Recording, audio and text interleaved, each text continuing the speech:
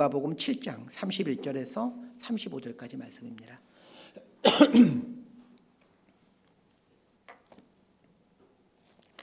누가복음 7장 31절에서 35절까지 말씀 번갈아 가면서 읽습니다. 제가 먼저 읽겠습니다. 또 이르시되 이 세대의 사람을 무엇으로 비유할까? 무엇과 같은가?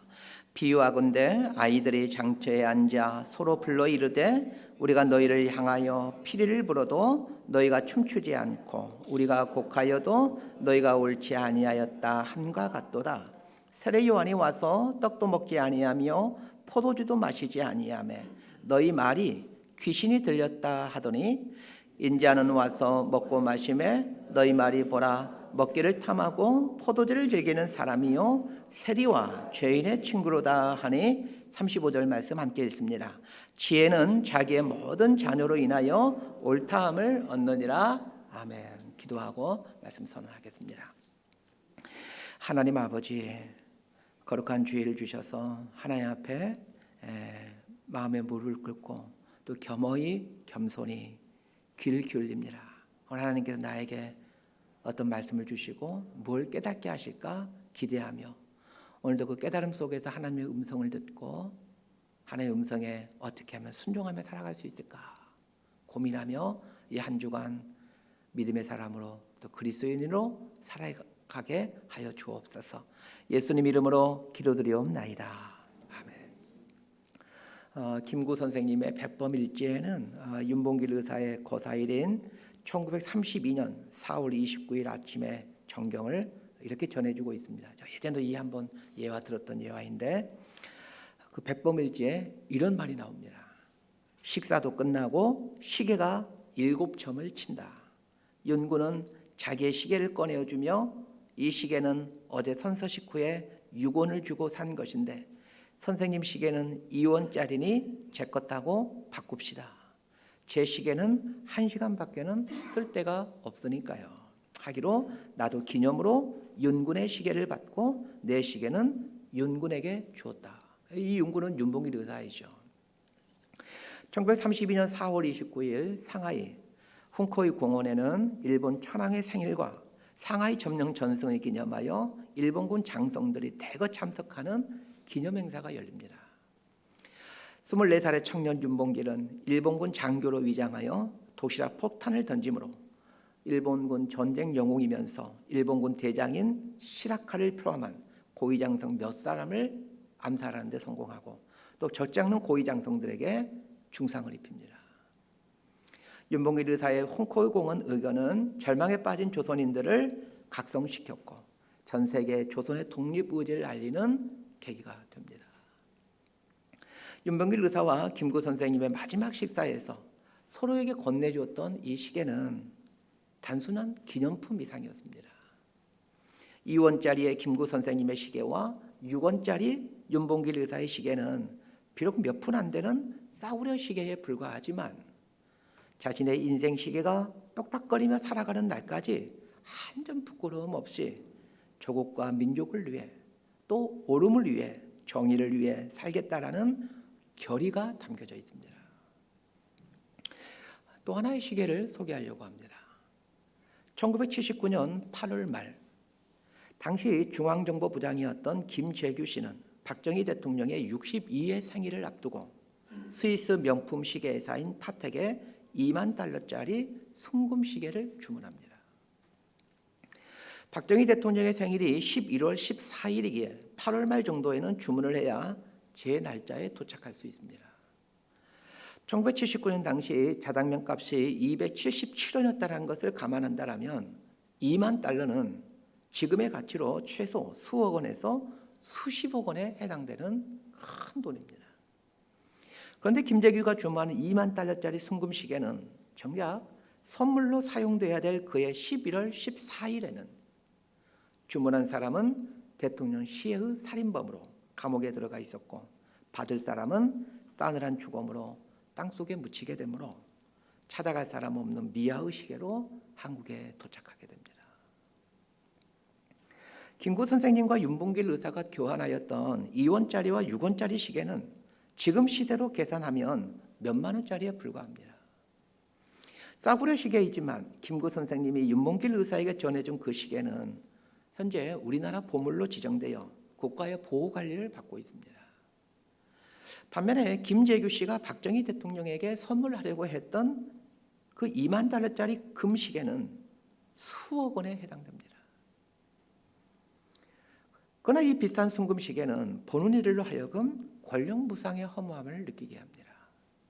그러고 보면 작은 시계에도 시계 주인의 인생이 담겨져 있습니다. 인간의 일생은 시계와 같습니다. 똑딱거림이 멈추는 순간, 시계의 수명이 끝나듯이 심장 박동이 멈추는 순간 사람의 수명도 끝이 납니다. 그러기에 인생은 시계입니다. 굳이 표현한다면 모래시계라고 할 수 있습니다. 전자시계나 분침시계는 계속해서 돌아가지만 모래시계는 위에 있는 역삼각형 모양 그릇 안에 있는 모래의 양이 아래로 떨어져 점점 줄어들어 언젠가는 한 알의 모래도 남지 않게 됩니다. 인생이 꼭 그와 같지 않습니까? 윤봉길 의사의 6원짜리 시계 그리고 김재규의 2만 달러짜리 순금시계를 생각하다가 재미있는 상상 하나를 해보았습니다. 사람들에게 윤봉길 의사의 6원짜리 시계와 김재규 씨가 주문한 2만 달러짜리 순금시계를 앞에 두고 자유롭게 선택할 수 있게 한다면 사람들은 어떤 시계를 취할까 하는 것입니다. 여러분도 한번 해보시길 바랍니다. 여러분 앞에 그 6원짜리 시계와 2만 달러짜리 순금시계가 놓여 있습니다. 무엇을 선택하시겠습니까? 오늘 본문의 비유는 세례 요한과 관련된 비유입니다. 이 비유를 하게 된 이유가 있습니다. 당시 많은 사람들이 광야에 있는 세례 요한에게 가서 설교를 듣고 세례를 받았지만 그러나 세례 요한이 외쳤던 회개의 삶은 사는 것은 아니었습니다. 세례 요한의 설교를 듣기 위해 광야까지 나아가는 수고는 기꺼이 했지만 정작 설교의 내용인 회개의 삶을 살지 않는 사람들에 대한 실태를 예수님께서 비유로 말씀하신 것입니다. 그러니까 이 비유를 하신 목적은 두 가지입니다. 이 세상 사람들이 이렇다라는 것이요. 그러니 너희들은 이렇게 살면 안 된다라는 것입니다. 오늘 비유가 전해주는 이 두 가지의 메시지가 이것입니다. 세상에 속한 사람들, 이 세대 사람들의 속성이 이렇다라는 것을 아는 것이고 두 번째는 그러니 너희는 세상에 속한 사람들처럼 살면 안 된다는 것입니다. 만약 세상에 속한 사람들처럼 이렇게 살아간다면 너희들 역시 이 세대에 속한 사람이 되어버리고 만다는 겁니다. 자, 오늘 본문 31절과 32절 말씀을 함께 읽습니다. 시작. 또 이르시되 이 세대의 사람을 무엇으로 비유할까? 무엇과 같은가? 비유하건대 아이들이 장터에 앉아 서로 불러 이르되 우리가 너희를 향하여 피리를 불어도 너희가 춤추지 않고 우리가 곡하여도 너희가 옳지 아니하였다 함과 같도다. 이 비유를 장터 아이들 비유라고 이름을 지어 보겠습니다. 이 비유를 어떻게 해석해야 될 것인가를 놓고 사실 논쟁이 많습니다. 해석에 대한 의견이 분분한 것은 이 비유에 등장하고 있는 장터에 앉아 놀고 있는 아이들과 그 장터 아이들의 양치 아이들이 우리 함께 놀자라고 이렇게 초청해 하는데 이 초청에 아무런 반응이 없는 아이들은 또 누구를 의미하는가에 대한 의견이 다르기 때문입니다. 그러니까 오늘 본문에는 두 종류의 아이가 등장하죠. 장터에서 앉아서 놀고 있는 아이들과 또 한 부류는 이 장터에 앉아 놀고 있는 아이들이 다른 아이들에게 우리 함께 놀자 이렇게 하는데 아무런 반응이 없는 아이들입니다. 전통적인 해석은 장터에 앉아 곡을 하는 놀이를 하는 아이들은 세례 요한을 의미하고 피리를 부는 놀이를 하는 아이들은 예수님을 의미한다입니다. 곡을 하는 놀이란 장례식 놀이를 말하고 피리를 부는 놀이란 결혼식 놀이를 말합니다. 세례 요한은 광야에 살며 석청과 메뚜기를 먹고 낙타 가죽옷을 입고 살아가며 회개에 대한 선포를 합니다. 세례 요한의 이러한 삶은 장례식 분위기와 너무 흡사하다는 겁니다. 반면에 예수님은 세리와 죄인들과 함께 마시고 즐기는 삶을 사시고 나셨습니다. 공교롭게도 예수님의 첫 번째 이적이 가나의 혼인잔치에서 물을 포도주로 바꾸시는 것이었죠. 예수님의 삶은 마치 결혼식 분위기와 흡사합니다. 그래서 학자들은 장례식 놀이는 세례 요한을 의미하고 결혼식 놀이는 예수님을 의미한다라고 해석했습니다. 맞는 해석입니다. 그렇다면 또 다른 아이들, 결혼식 놀이와 장례식 놀이를 같이 하자는 요청에 전혀 반응이 없는 이 다른 부류의 아이들은 누구를 의미하겠습니까? 이 세대에 속한 사람들을 의미하게 됩니다. 자, 이런 관점으로 해석하게 되면 이 비유는 세례 요한이나 예수님이 세상 사람들에게 아무리 복음을 전해도 회개해야 된다 이렇게 전해도, 예수님께서 천국이 가까이 왔다 이렇게 전해도 그들은 도통 관심이 없다 이런 이야기입니다. 자, 이렇게 해석하는 것이 전통적인 해석입니다. 그러나 정반대의 해석도 가능합니다. 장터에서 장례식 놀이와 결혼식 놀이를 하는 아이들이 이 세상에 속한 사람들을 뜻하고 이들의 손짓에 아랑곳하지 않는 아이들 부류를 세례 요한과 예수님께 속한 사람들이라고 해석을 할 수도 있습니다. 저는 이 두 번째 해석을 따라서 이 본문을 접근해 보려고 합니다. 그렇다고 두 번째 해석이 맞다 이런 말이 아닙니다. 첫 번째 해석이 더 많은 사람들이 지지하는 해석입니다. 그럼에도 두 번째 관점을 가지고 오늘 본문을 보겠다는 뜻입니다. 장터에서 아이들이 장례식 놀이와 결혼식 놀이를 하고 있습니다. 장례식 놀이와 결혼식 놀이를 우리말로는 빠꿈살이라고 합니다. 연세가 드신 분들은 어렸을 때 종종 해본 놀이일 겁니다. 저도 어렸을 때 빠꿈살을 놀이를 했는데 장례식 놀이보다는 결혼식 놀이를 자주 했던 것 같습니다. 더 정확히 말하면 결혼식 놀이라기보다는 신혼부부 놀이라고 하는 게 맞을 것 같습니다. 남자인 저는 신랑 역할을 하고 제 아내 역할을 하는 여자아이가 있었습니다. 얼굴이 예쁘장한 아이였는데 둘이 만나 자주 빠꿈살이를 하곤 했습니다. 여자아이는 돌멩이나 사기 그릇을 모아놓고 돌멩이 위에 쑥이나 클로버 풀을 빠찌으면서 음식 만드는 흉내를 냅니다. 그리고는 이렇게 말합니다. 여보, 밥 다 됐어요. 식사하세요. 이런 게 결혼식 놀이이지 않겠습니까? 아이들이 많이 모일 때면 장례식 놀이 같은 것도 했습니다. 장례식 모습을 보게 되면 상여를 메고 가는 사람들이 있고 그 사람들 앞에 종을 들고 이 장례식을 인도하는 사람이 앞서가면서 언어 이제 가면 언제 오나 언어 이렇게 노래를 부르며 갑니다. 그러면 이 상여를 메고 뒤따르는 사람들, 상여를 맨 사람들과 그 상여를 뒤따르는 사람들도 이 앞에서 부르는 사람의 선창을 따라서 언어 이제 가면 언제 오나 언어. 근데 이런 장례식들을 아마 시골에서 자라는 사람들은 많이 경험했을 겁니다. 그러니까 아이들이 모이면 또 이런 놀이도 하는 겁니다. 언어 이제 가면 언제 오나 언어 이런 장례식 놀이를 했던 기억이 있습니다. 도시에서 자란 사람들은 이게 무슨 말인가 하겠지만 이제 시골에서 자란 사람들은 아마 빠꿈살이 경험 많이 있을 겁니다. 장터 아이들 비유에 등장하는 놀이는 일명 빠꿈살이 놀이입니다.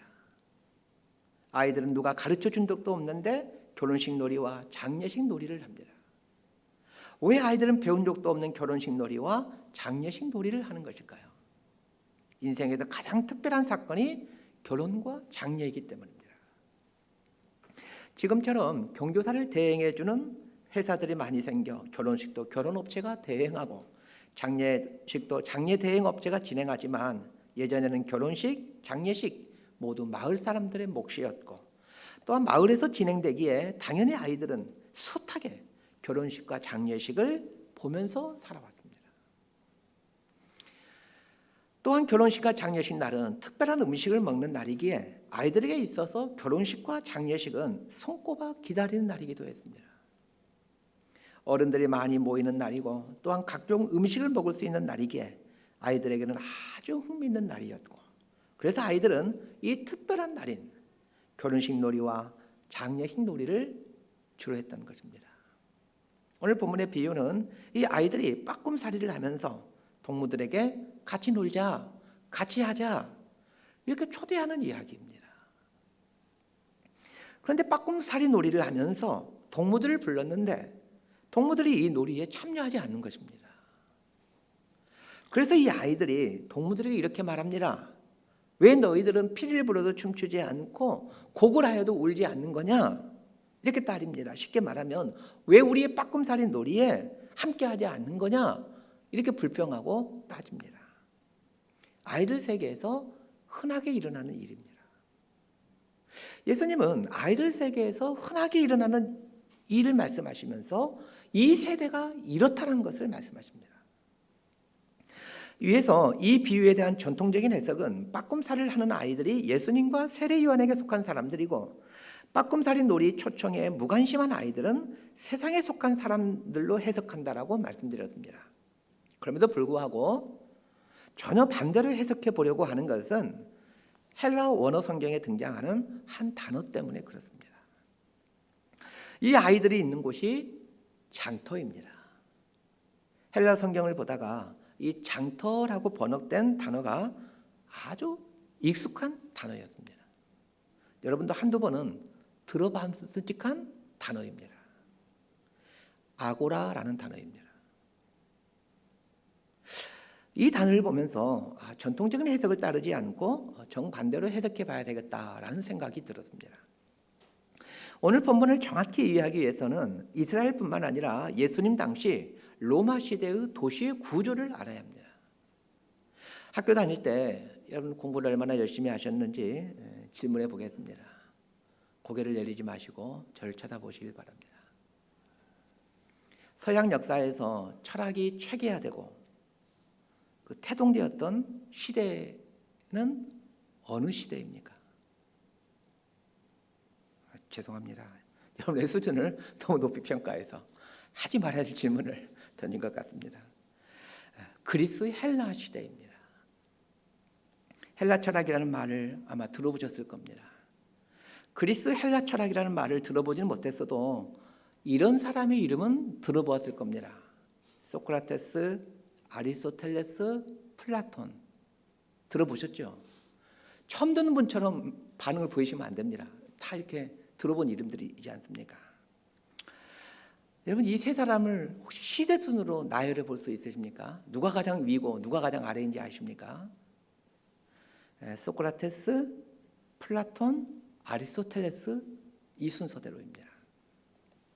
소크라테스의 제자가 플라톤이고 플라톤의 제자가 아리스토텔레스입니다.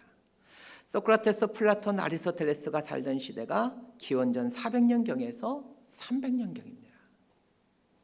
이들이 살았던 곳이 그리스 아테네라는 도시국가이고 아테네를 비롯한 인접국가들을 통일해서 만들어진 나라가 헬라 제국입니다. 헬라의 알렉산더 대왕이 이 세 철학자들보다 조금 나중에 태어난 사람입니다. 소크라테스, 플라톤, 아리스토텔레스가 철학을 최계화시켰고 이들이 집대성한 철학을 헬라 철학이다 이렇게 부릅니다. 그런데 왜 소크라테스, 플라톤, 아리스토텔레스가 살던 시대에 철학이 발달된 것일까요? 그리스 헬라 시대에 철학이 발달할 수 있었던 중요한 이유가 있습니다. 사람들이 모여서 토론하고 논쟁하면서 철학이 발달하게 되는데 사람들이 모여 토론하고 논쟁하는 장소가 도시의 한 중앙에 있습니다. 그것을 가리켜 아고라라고 부릅니다. 우리말로는 광장이라고 번역할 수 있습니다. 유럽에서는 소크라테스, 플라톤, 아리스토텔레스 이전부터 아고라라는 곳에서 사람들이 모여 토론하고 논쟁을 해왔습니다. 신문을 보면 이 아고라라는 그런 단어가 종종 나오는데 아고라라는 말은 토론의 장 이렇게 이해하시면 될 것 같습니다. 그런데 오늘 본문에 이 아고라라는 단어가 등장합니다. 장터라고 번역된 헬라어 단어가 아고라입니다. 아고라에 대한 정확한 번역은 광장이라고 하는 게 타당합니다. 그런데 우리말 성경에서 광장이라고 번역하지 않고 장터라고 번역되어져 있습니다. 이렇게 된 이유가 있습니다. 우리말 성경은 이 중국어 성경을 근간으로 해서 만들어지게 됩니다. 중국을 비롯한 우리나라와 같은 동양은 광장 문화가 아닙니다. 사람들이 모여 토론하고 논쟁하는 그런 장소가 없었습니다. 동양에서는 광장의 역할을 하는 곳이 장터입니다. 그래서 아고라를 중국어 성경에서 장터라고 번역한 것입니다. 유럽에서는 오래전부터 아고라에서 많은 사람들이 모여 토론하고 논쟁하였기에 자연스럽게 광장 주변으로 시장이 형성됩니다. 지금도 유럽을 가보면 도시 중앙에 광장이 있고 그 광장 옆에 시장이 들어서 있습니다. 그리스 헬라 시대 사람들의 풍습에 대한 기록을 보니까 남자들이 이제 낮에 아고라에 가서 토론하다가 해질녘쯤이 되면 아고라 가장자리에 있는 시장에서 장을 봐 집으로 돌아오곤 했다라는 기록들이 있습니다. 예수님 시대에는 로마 제국 시대로, 로마 제국은 헬라의 사상과 문화를 그대로 계승한 제국입니다. 그러니 예루살렘을 비롯한 로마 제국의 관할에 있는 도시들은 모두 광장, 아고라가 있습니다.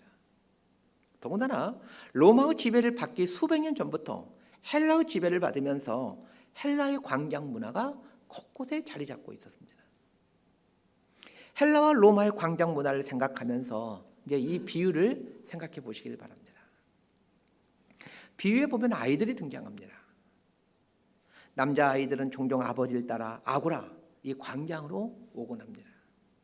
그렇지만 아이들에게는 아고라에서 진행되는 토론과 논쟁은 아무런 재미가 없습니다. 그래서 아고라 가장자리인 시장에 모여 일명 빠꿈살이를 하는 것입니다.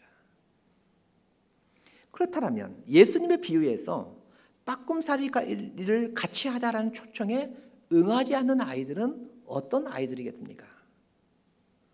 아고라에 모여 토론하고 있는 어른들의 이야기에 귀를 기울이고 있는 아이들입니다.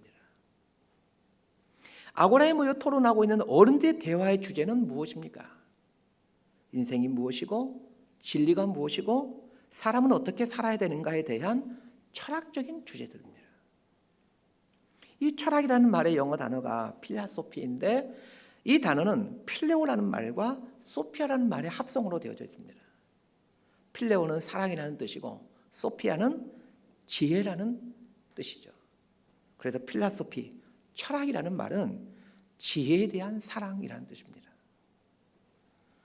대부분의 아이들은 어른들이 모여 지혜를 논하는 토론 자리에 관심이 없고 그 아고라 가장자리에 있는 장터에서 빠꿈살을 하는 것에 관심이 있습니다. 광장 중앙에서는 지혜가 무엇이고 진리가 무엇인가에 대해 인간은 어떻게 살아야 되는가에 대해 무엇이 옳은가 무엇이 선인가에 대해서 이런 주제가 논의되어지는 반면에 아고라 가장자리인 장터에서는 아이들이 모여 결혼식 놀이, 장례식 놀이 같은 빠꿈살이 놀이를 합니다. 이 모습을 상상해 보면서 예수님의 이 비유를 한번 보시기를 바랍니다. 아고라에 온 아이들은 어른들이 진리에 대해 토론하고 있기에 얼마든지 이 토론의 장에 참석하여 삶이 무엇이고 어떻게 살아야 되는지 진리가 무엇이고 선이 무엇이고 옳은 것이 무엇인지에 대해 배울 수 있는 절호의 기회였지만 여기에는 관심을 두지 않고 결혼식 놀이, 장례식 놀이를 하며 이 아까운 시간을 보내고 있다는 것입니다.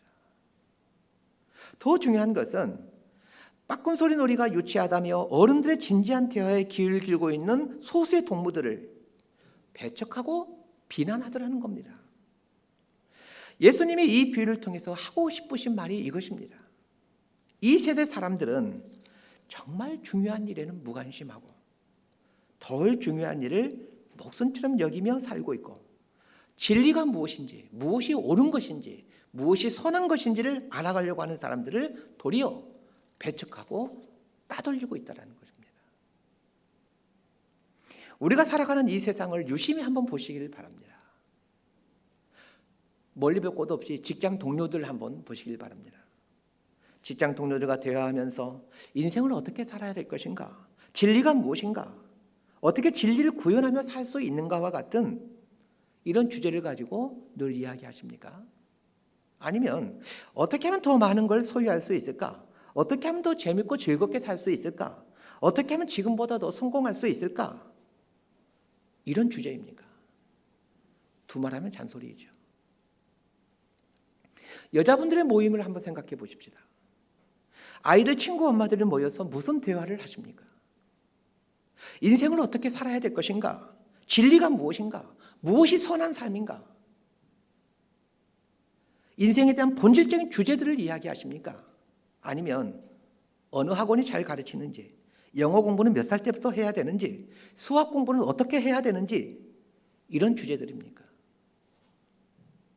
두말하면 잔소리이죠.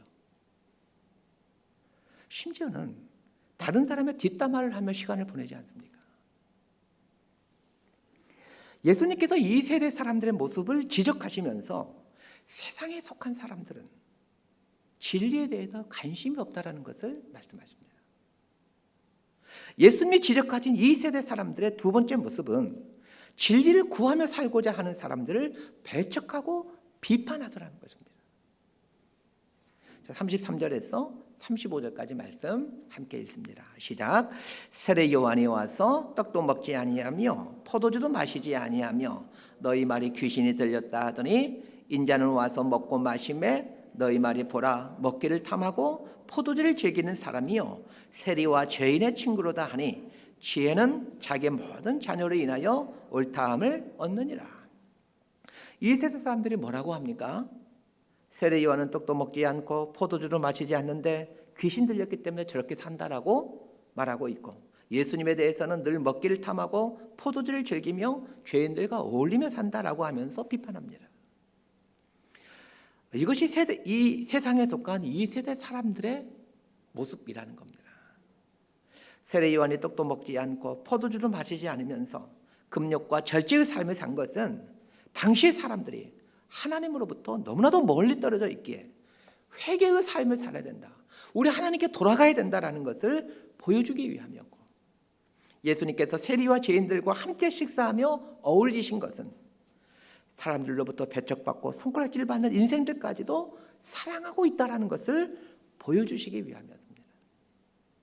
하나님 보시기에 바른 삶이 무엇인지를 고민하며 바른 삶을 살고자 나름대로 힘쓰시는 삶이었습니다. 그런데 사람들은 어떻게 합니까? 세례 요한은 귀신 들려서 저렇게 사는 거다라고 말하고, 예수님에 대해서는 죄인들과 창녀들과 어울리는 부도덕한 사람이다, 이렇게 비판하더라는 것입니다.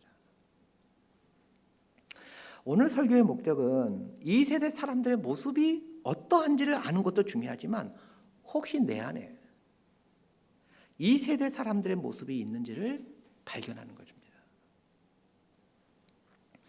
교회를 다니며 예수를 믿는다고 하지만 진리가 무엇인지, 어떻게 하나님의 뜻대로 살 수가 있을까, 여기에는 관심을 두지 않고 교회에 대해 혹은 교회 리더십이나 함께 신앙생활하는 형제자매들의 부족함에 대해 비판하는 삶을 살고 있는 것은 아닌지 돌아봤으면 합니다. 세례 요한 같은 분의 삶을 보면서는 하나님의 뜻을 이루기 위해 자신을 절제하는 삶을 살아야 되겠다라는 결단을 하는 것이 바른 그리스도인의 삶이고, 죄인들과 어울리며 살아가는 사람의 삶을 보면서는 한 영혼이라도 구원하기 위해 힘쓰는 삶을 살아야 되겠다라는 도전을 받는 것이 바른 그리스도인의 모습입니다. 빠꿈살이를 같이 하자라는 제안에 귀를 기울이지 않고 어른들의 진지한 대화에 관심을 두고 있는 아이들 향해서 배척하고 비난했던 아이들이 있던 곳은 장터입니다. 장터란 이 아고라의 가장자리입니다. 그런데 이 아고라라는 곳은 본래 어떤 곳입니까? 광장이라는 말이 내포하고 있듯이 서로를 받아주고 서로를 존중해 주는 곳입니다. 광장이라는 말의 한자어는 넓을 광 마당장을 씁니다. 넓은 마당이라는 뜻입니다. 이 넓은 마당이란 공간적으로도 넓다라는 의미도 있지만 모든 사람들을, 또 모든 생각들을 포용하고 수용한다라는 은유적 의미가 있습니다.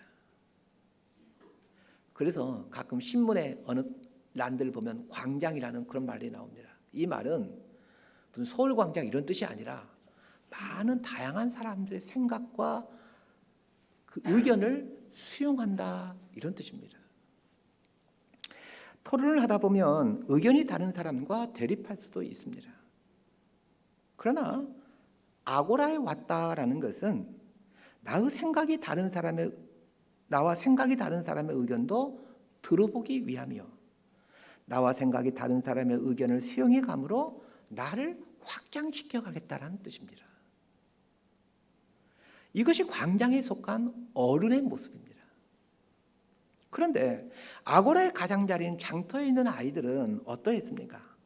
빠꿈살이 놀이를 같이 하지 않는 동무들을 비난하고 배척했습니다. 아고라, 광장이 추구하는 것이 진리라면 아고라의 변두리인 장터는 돈을 추구하는 곳입니다. 세상은 진리에는 관심이 없고 돈에는 관심이 많습니다. 그러기에 예수님을 찾지 않습니다. 집에서 아고라 광장으로 가기 위해서는 아고라 가장자리에 있는 시장을 거쳐야만 합니다. 그런데 아이들은 아버지와 함께 집에서 나와 아고라를 향해 가고 있지만 아고라 가장자리인 장터에서 멈춰서 버립니다. 그리고는 아빠는 광장 중앙에 가서 토론하세요, 저는 여기서 놀래요 하면서 그 광장 가장자리인 장터에 멈춰서 버립니다. 어린 아이들에게는 아고라의 한 중앙은 너무나도 따분하고 재미없는 곳이기 때문입니다. 장터가 먹고 살아가는 곳을 뜻하는 곳이라면 아고라 중앙은 삶의 목적을 구현해가는 장소라고 할 수 있습니다. 장터의 관심은 먹고 살아가는 것입니다. 연봉은 얼마인지, 아파트 평수는 몇 평인지, 차는 무슨 차인지, 자식은 어느 대학을 보냈는지 장터에서 중요하게 여기고 있는 주제들입니다. 나름대로 중요한 주제인 것은 맞지만 조금 높은 곳에 올라가서 이 모습을 보면 어린아이들의 빠꿈살이 놀이에 지나지 않는다라는 것을 알게 됩니다. 사람의 인생 여정에는 아고라 가장자리인 장터처럼 빠꿈살이를 하는 자리도 있어야 되겠지만 그러나 그 빠꿈살이 자리는 머무는 자리가 아니라 넘어서야 하는 자리입니다. 마치 어릴 때는 빠꿈살이를 하며 놀지만 어른이 되어서는 빠꿈살이 놀이를 하지 않는 것처럼 말입니다. 맹모 삼천지교라는 고사성어가 있습니다. 맹자의 어머니가 맹자를 교육시키기 위해 이사를 3번 했다라는 이야기입니다. 맹자가 처음 살던 곳은 시장터였습니다. 오늘 본문에 등장하는 장터와 같은 곳이죠. 맹자는 하라는 공부는 안 하고 늘 시장놀이를 하며 삽니다. 시장놀이를 하며 사는 맹자를 보면서 그 어머니는 안 되겠다 싶어 조용한 곳인 공동묘지 근처로 이사를 갑니다. 그래서 이번에는 장례식 놀이를 하며 시간을 보냅니다. 오늘 본문에 나오는 아이들이 장례식 놀이를 하는 것처럼 말입니다. 안 되겠다 싶어서 서당 근처로 이사 왔더니 그제서야 공부를 열심히 해서 위대한 스승이 되었다라는 이야기입니다. 맹모 삼천지교에 대한 전통적인 해석입니다. 맹모 삼천지교에 대한 이러한 해석은 환경이 삶의 모양을 결정한다라는 것으로 자녀의 공부와 출세에 올인하는 한국 부모들에게서는 나올 듯한 해석입니다. 맹모 삼천지교에 대한 본래의 뜻은 전혀 다릅니다. 맹자의 어머니가 철저한 계산 속에서 이사를 다녔다는 것입니다. 가장 먼저 시장에서 살았던 것은, 시장은 사람이 먹고 사는 것이 무엇인지를 배울 수 있는 가장 적절한 장소이기 때문입니다. 먹고 산다는 것이 무엇인지를 충분히 보게 한 다음에 공동묘지로 이사한 것은 사람은 결국에 반드시 죽는 존재라는 것을 보도록 하기 위함이었습니다. 마지막으로 서당 근처로 이사 온 것은 먹고 살아간다는 것이 무엇인지를 고민했으면, 그리고 사람의 결국이 죽음이라는 것을 깨닫게 되었다면 학문을 통해 인간은 무엇을 위해 어떻게 살아야 될지를 고민하고 깨달아가는 의도에서였습니다. 이것이 맹모 삼천지교에 대한 바른 해석이지, 공부하기 좋은 환경을 찾아 이사감으로 아들이 성공했다라는 이야기라면 오늘의 한국 부모들의 얄팍한 수준과 맹자의 어머니 수준이 다를 게 뭐가 있겠습니까? 장터 아이들 비유를 맹모 삼천지교와 연결해서 이해하면 장터에서 결혼식 놀이와 장례식 놀이를 하는 아이들은 시장과 공동묘지의 삶이라고 할 수 있습니다. 시장과 공동묘지의 삶은 거쳐가야 되는 단계이지 멈추어서는 자리가 아닙니다.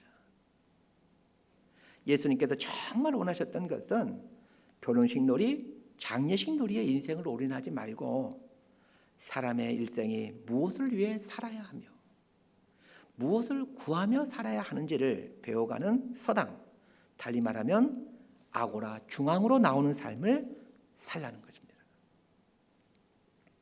예수님은 이 세대 사람들이 장터에 머물며 빠꿈살이의 수준에서 머물며 진리에 전혀 관심을 두지 않는 것과 진리를 추구하는 사람들을 비판하고 대적하는 삶을 살고 있다는 것을 지적하시면서 진리의 한복판인 아고라로 나오는 삶을 살라고 촉구하고 있습니다. 먹고 사는 것 참 중요합니다. 죽고 사는 것 더 중요합니다. 그러나 진짜로 더 중요한 것은 어떻게 살 것이냐입니다. 무엇을 위해 살 것이냐입니다. 무엇이 옳은가입니다. 누가복음 9장 59절과 60절에 보면 이해하기 어려운 사건 하나가 등장합니다. 예수님을 따르고 있는 한 제자가 있었는데 그 사람의 아버지가 돌아가셨습니다. 그래서 이 사람이 예수님께 부탁하지요. 예수님, 내 아버지를 장사 지낸 후에 예수님을 따르겠습니다. 그래서 예수님이 이상한 말씀을 하십니다. 누가복음 9장 60절 말씀, 우리 자막을 보고 함께 읽도록 하겠습니다. 시작. 이르시되 죽은 자들로 자기의 죽은 자들을 장사하게 하고 너는 가서 하나님의 나라를 전파하라 하시고, 죽은 자들도 장사하게 하고 너는 하나님의 나라를 전파하라. 예수님이 이렇게 말씀하십니다. 참으로 황당한 말씀이지 않습니까? 아버지가 돌아가셨는데 당연히 장례를 치러야 되지 않겠습니까? 그런데 예수님은 죽은 자들로 죽은 자를 장사하게 하라, 이렇게 말씀하십니다. 질문 드립니다. 예수님께서 이 사람을 아버지 장례에 가게 했을까요? 못 가게 했을까요? 당연히 가게 했습니다. 예수님께서 이 말씀을 하시는 것은 인생의 중요한 사건인 장례, 죽음 앞에서 인간이 무엇이 진짜 중요한 것인지를 알아야 된다는 말씀이셨습니다.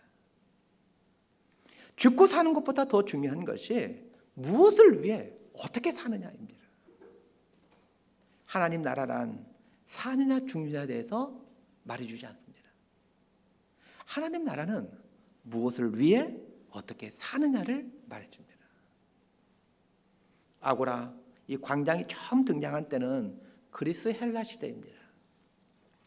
그리스 헬라 시대가 종식되고 로마 시대가 도래하게 되죠. 로마는 헬라의 이 아고라를 그대로 계승하는데 아고라를 대신한 것이 포럼입니다.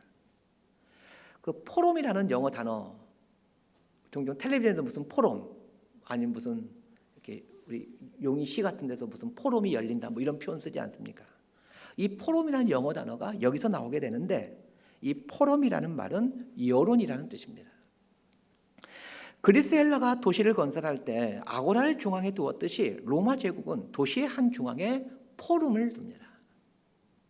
아고라 가장자리가 시장이었듯이 포럼의 가장자리 역시 장터, 시장이 됩니다. 그런데 로마 시대에는 포럼의 가장자리인 장터에 대한 별도의 이름이 생깁니다. 포럼의 가장자리, 즉 시장터를 가리켜 바실리카라고 부릅니다. 그런데 재미있는 것은 기독교가 만연한 중세시대가 되면서 이 바실리카는 교회를 뜻하는 명칭이 됩니다. 그래서 중세 도시의 특징은 포럼으로 불리는 광장이 도시의 한 중앙에 있고 그 광장 가장자리에 바실리카, 교회가 있습니다. 지금도 유럽의 대부분의 도시는 도시 중앙에 포럼, 광장이 있고 그 옆에 교회가 있습니다.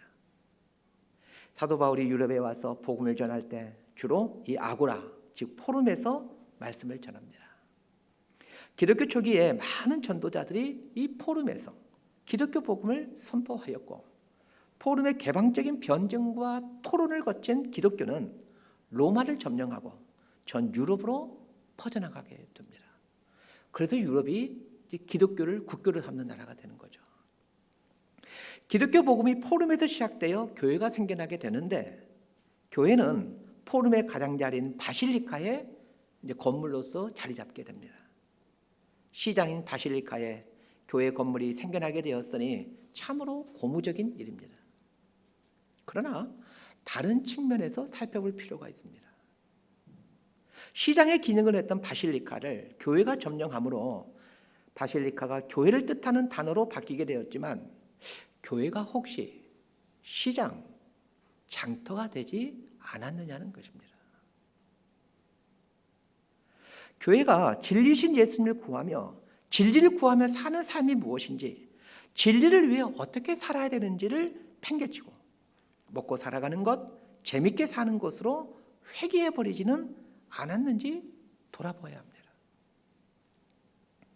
오늘날 우리 그리스도인들의 관심이 진리를 구현하는 삶에 관심을 두지 않고 결혼식 놀이, 장례식 놀이에 눈과 마음이 머물러 있다라면 교회가 바실리카, 장터가 된 것이라 할 수 있습니다.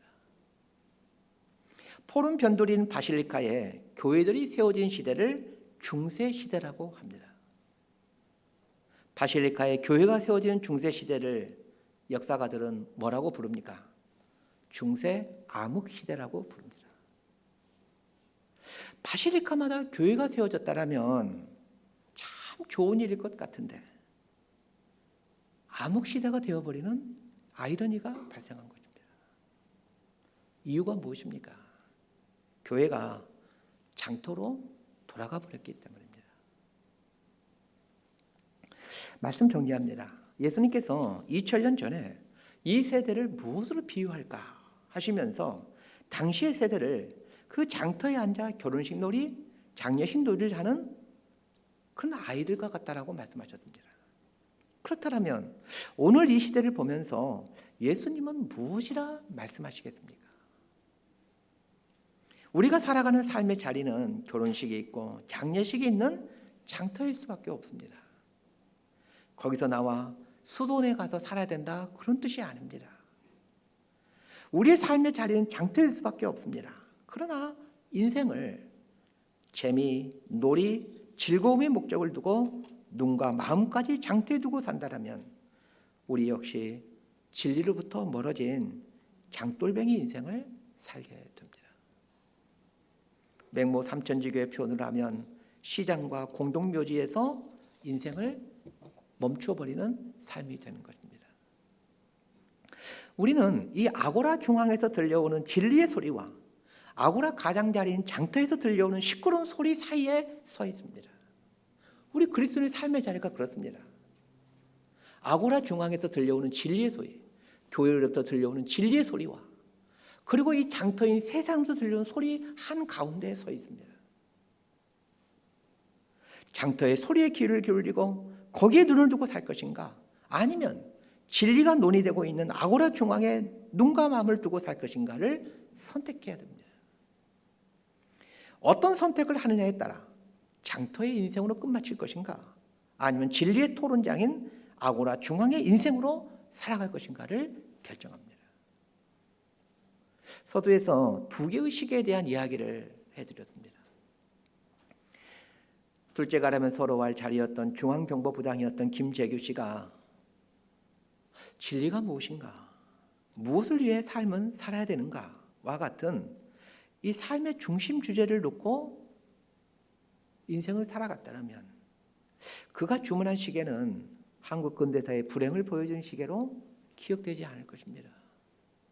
반면에 비록 싸구려 시계였지만 무엇이 옳은 것인지, 인생은 무엇을 위해 살아야 되는가를 끊임없이 고민하며 살았던 김구 선생님과 윤봉길 의사였기에 비록 그들의 손에는 2원짜리, 6원짜리 싸구려 시계가 쥐어져 있었지만 그 싸구려 시계들은 사람의 일생이 무엇을 위해 살아야 되는가를 알려주는 나침판으로 남아 있습니다. 서두에서 인생은 시계와 같은데 모래시계와 같다라고 말씀드렸습니다. 모래시계는 삼각형 모양의 그릇과 역삼각형 모양의 그릇으로 되어 있는데 위에 있는 역삼각형 모양의 그릇 안에 있는 모래가 아래로 다 흘러내려오게 되면 시간은 끝이 납니다. 우리 각자의 인생 모래시계에는 각자에게 남은 인생만큼 모래가 남아 있습니다.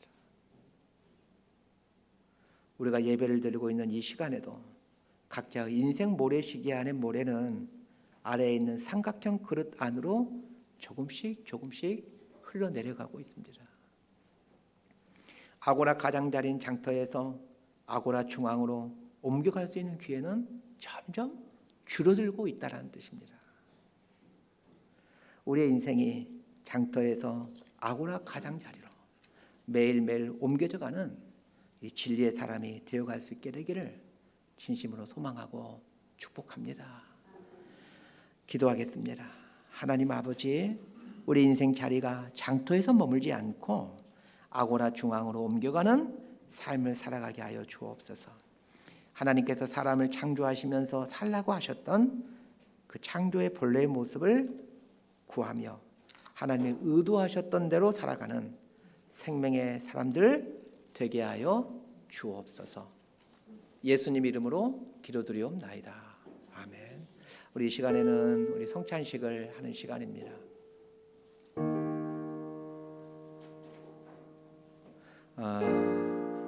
예수님께서 우리에게 명령하셨죠. 내가 너에게 전한 것은 주께 받은 것이니 곧 주 예수께서 잡히시던 밤에 떡을 가지사 축사하시고 떼어 이르시되